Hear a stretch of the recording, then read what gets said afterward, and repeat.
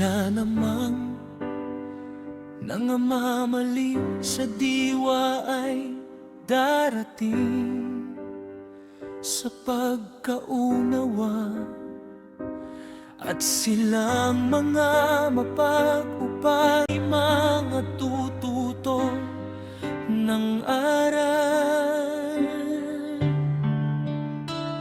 Ang mga aliw, ang Espiritu Santo, nasusuguin ng Ama sa aking pangalan. Siya ang magtuturo sa inyo ng lahat ng mga bagay, at magpapaalaala ng lahat na sa inyo'y aking sinabi. Ang utos ay tanglaw at ang kautusan ay liwanag, at ang mga saway na turo ay daan ng buhay. Naparilaw sa sanglibutan, naparito ang ilaw sa sanglibutan, at inibig pa ng mga tao ang kadiliman kaysa ilaw, sapagkat masasama ang kanilang mga gawain.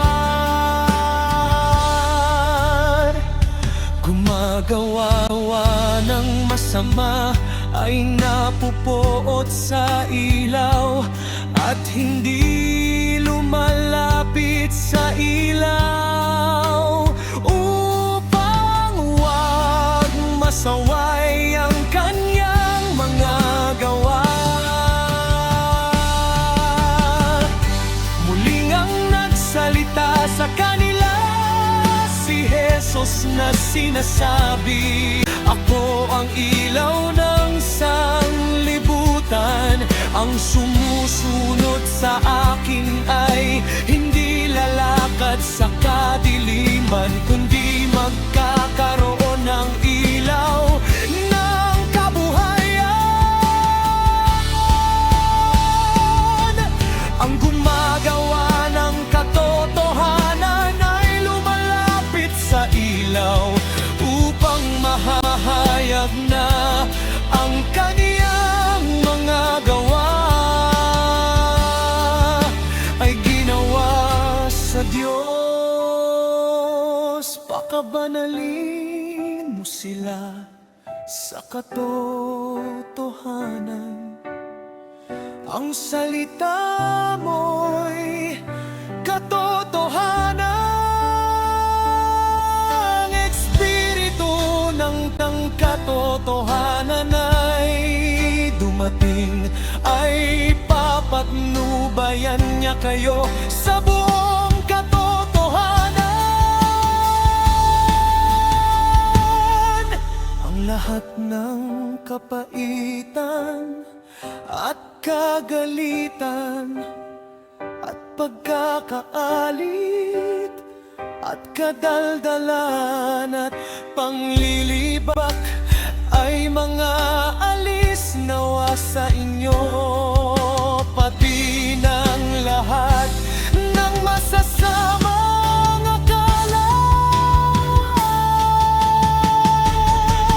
at magandang loob kayo sa isa't isa.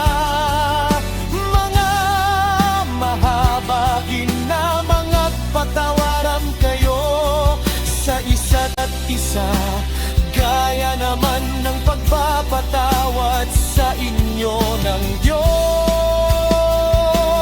kay Kristo.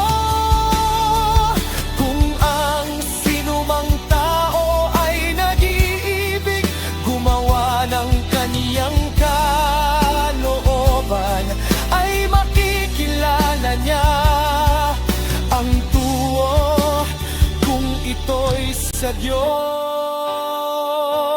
Oh, kung ako'y nagsasalita na mula sa aking sarili, kung iniisip isip nino man na siya'y propeta, o ayon sa Espiritu ay kilalanin niya ang mga bagay na sa inyo'y isinusulat ko.